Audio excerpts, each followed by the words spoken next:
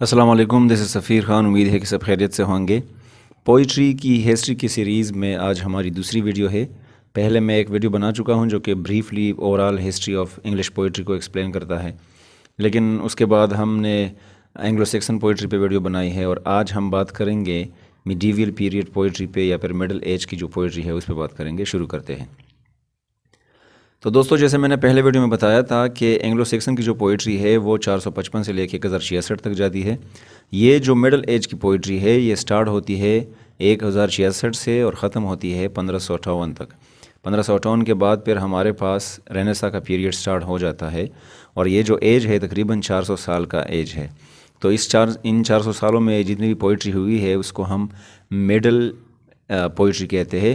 اس کے علاوہ Anglo Saxon کی جو پوئٹری ہے جو 455 سے سٹارٹ ہے، اس کو بھی بہت سارے لوگ یا پھر ہسٹری میں آف انگلش لٹریچر میں اس کو مڈل ایج مانا جاتا ہے، کیونکہ اوور آل یورپین کنٹریز کو اس میں شامل کیا جاتا ہے۔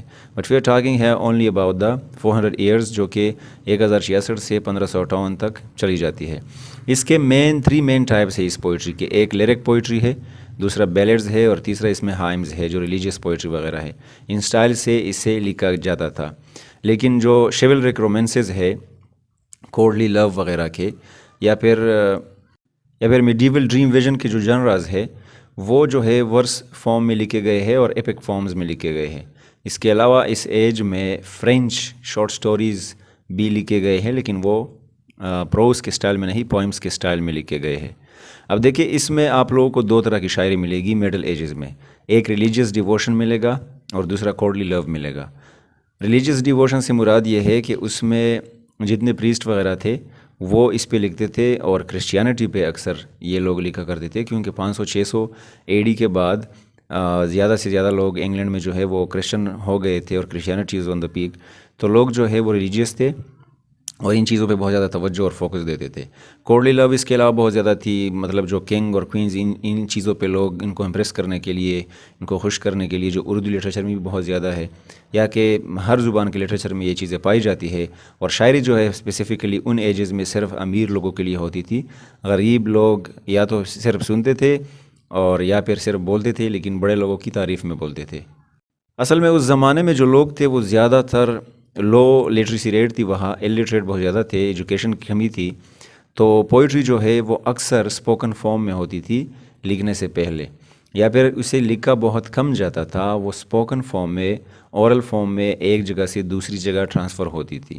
مطلب اگر کوئی بندہ ہے، انہوں نے شاعری کی ہے، سانگ بنائی ہے، یا پھر کوئی اور ورسز وغیرہ بنائے ہیں، تو وہ اسے گاتا ہے، اور پھر دوسرے قسم کے لوگ اسے سنتے ہیں، یا بچے اسے سنتے ہیں، ان کے جونیئرز یا رشتہ دار اسے سنتے ہیں، فرینڈ سنتے ہیں، وہ اس کو یاد کر کے آگے لے کے جاتے تھے۔ تو لٹریچر جو ہے اس کا ایک ذریعہ یہ تھا کہ لوگ اسے رٹا کر کے، زبانی یاد کر کے ادھر ایک جگہ سے دوسری جگہ لے کے جاتے تھے۔ تو لکھنے کا کام بہت کم تھا، حالانکہ کچھ ایسے مونوسکرپٹس وغیرہ ہمیں ملتے ہیں جو اس زمانے میں لکھے گئے ہیں انگلش پوئٹری میں۔ اٹیلین اور یہ لینگویجز، فرینچ لینگویج میں چیزیں بہت زیادہ لکھی گئی ہے، لیکن اس کو ہم ادھر ڈسکس نہیں کر رہے۔ اچھا، ادھر جو ہے پروفیشنل ریسائٹرز تھے، جس کو مینسٹرلز کہتے ہیں یا ٹریبیڈاس کہتے ہیں۔ جو پروفیشنل ریسائٹرز سے میرا مطلب یہ ہے کہ وہ لوگ آج کل کے ہمارے معاشرے میں لوگ ایسے ہوتے ہیں کہ ان کے ساتھ ایک باجا وغیرہ یا گٹار وغیرہ ہوتا ہے، اور وہ گلی گلی جا کے گانا گاتے ہیں، یا سڑکوں پہ کھڑے ہو کے گانے گاتے ہیں۔ تو اس طرح کے اس کو ہم اس زمانے میں جو لوگ ہوتے تھے وہ ریسائٹرز ہوتے تھے، اور اس کو مینسٹرلز کہا جاتا تھا یا پھر ٹریبیڈاس کہا جاتا تھا۔ اور یہ وہ لوگ تھے جو اپنے ساتھ کوئی بھی میوزیکل انسٹرومنٹ لے کے ان چیزوں کو ٹریول کرتے تھے، ایک جگہ سے دوسری جگہ، ایک ٹاؤن سے دوسری جگہ، اور وہ جو ورس تھے وہ یا تو وہ بناتے تھے یا پھر پہلے سے رٹا ہو کے جو ٹریڈیشنل گانے وغیرہ تھے جو ان لوگوں نے زبانی یاد کیے تھے، وہ ایپک پوئمز وغیرہ سناتے تھے۔ تو یہ پروفیشنل ریسائٹرز ان چیزوں کا، لٹریچر کا بہت کام کر چکے ہیں، ورسز کو منتقل کر چکے ہیں ماڈرن ایجز میں، آگے رینیسا وغیرہ میں۔ تو تب لکھنے کا کام بہت کم تھا، یا پڑھنے کا کام، پوئٹری پڑھنے کا کام بہت کم تھا۔ اب جیسے میں نے پہلے کہا کہ دو چیزوں پہ بہت زیادہ کنسرن تھا، ریلیجیس ڈیووشن اور کوڈلی لو۔ تو سب سے پہلے جو لوگ تھے وہ کنسرن تھے ریلیجن کے ساتھ، اور ثواب وغیرہ یا ورچو کے آئیڈیاز، ورچوز کے آئیڈیاز بہت زیادہ ایکسیپٹڈ تھے۔ تو چرچ جو تھا وہ لوگوں کو بہت زیادہ انفلوئنس کرتا تھا، اور مونگس اور پریسٹ وغیرہ پوئٹری کو کمپوز کرتے تھے، وہ ریلیجیس ورسز لکھتے تھے لوگوں کو ریلیجن کی طرف متوجہ کرنے کے لیے یا جو بھی چیز تھا. پھر بہت بڑے بڑے رائٹرز جس طرح جوفری چوسر وغیرہ ہے، یا آج کل لوگوں ریلیجیس لوگوں پہ یہ فتوے وغیرہ لگاتے ہیں یا اس کو کرٹیسائز کرتے ہیں، وہ الگ چیز ہے. لیکن تب یہ شاعری وغیرہ ریلیجن کے لیے اس کو فیمس کرنے کے لیے، لوگوں کے دلوں میں اس کی جگہ بنانے کے لیے بہت زیادہ استعمال کرتے تھے. تو جو رائٹرز ہوتے تھے، ورس رائٹرز، وہ اکثر ریلیجیس لوگ ہوتے تھے، مونکس اور پریسٹ وغیرہ. اور دوسرا جو اس کا پورشن ہے وہ کوڈلی لو ہے، اور اس میں ڈیویل ایج میں کوڈلی لو پہ بہت زیادہ فوکس دیا گیا ہے. اور کوڈلی لو کی جو بات ہے، جس طرح میں نے پہلے کہا کہ ٹریبیراز جو ہوتے تھے وہ پرفارم کرتے تھے، مشہور جو گائک ہوتے تھے وہ کوڈلی لو ان چیزوں کو یا رومانس وغیرہ کو اپنے گانوں میں ادھر ادھر قصبوں میں، ٹاؤنز وغیرہ میں، اسٹریٹس میں گاتے تھے. یا پھر کوڈلی لو میں آپ یہ بھی کہہ سکتے ہیں کہ وومن کو ایڈمائر کیا جاتا تھا، کیونکہ سٹارٹ سے اگر ہم لٹریچر کو دیکھیں تو وومن رائٹرز بہت کم ہے، یا مردوں کی تعریف اگر ہوئی بھی ہے تو اس میں ہیروئزم یا شیولری کی باتیں ہوئی ہے. باقی جتنی بھی چیزیں ہیں وہ وومن کی بیوٹی وغیرہ کو ایڈمائر کیا گیا ہے. یا پھر ہیروئزم کے جو آئیڈیاز ہے اس کو کنوے کرنا، امپارٹ کرنا، یہ چیزیں اس میں ہوتی تھی.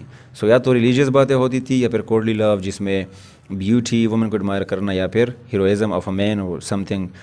اس زمانے کے جو ورسز ہوتے تھے وہ کمپوز ہوتے تھے، اور اس لیے کمپوز ہوتے تھے تاکہ وہ میوزک کے لیے سیٹ ہو. اگر کوئی بندہ گانا گا رہا ہے تو ایسے ورسز بنائے جاتے تھے تاکہ وہ اسے گا سکے پھر بعد میں. اور میڈیویل پوئمز جو ہے وہ اکثر ڈرامیٹک ہے اور سیریس ہے، اور کچھ ایسے بھی پوئمز ہے جو سیٹیریکل ہے، جو سوشیو اکنامک کلاسز کو پوک کرتے ہیں، اس کو موک کرتے ہیں، مذاق اڑاتے ہیں یا اس کو کرٹیسائز کرتے ہیں، جس طرح دا کینٹربری ٹیلز ہے جو جوفری چوسر نے لکھی ہے. اب اس ایج میں بہت سارے رائٹرز ہیں، ڈانٹے وغیرہ، لیکن ہم صرف بات انگلش رائٹرز کی کرتے ہیں، پوئٹس کی کرتے ہیں. تو اس میں سب سے بڑا جو فیمس پوئٹ ہے وہ جوفری چوسر ہے، جنہوں نے کینٹربری ٹیلز وغیرہ لکھی ہے.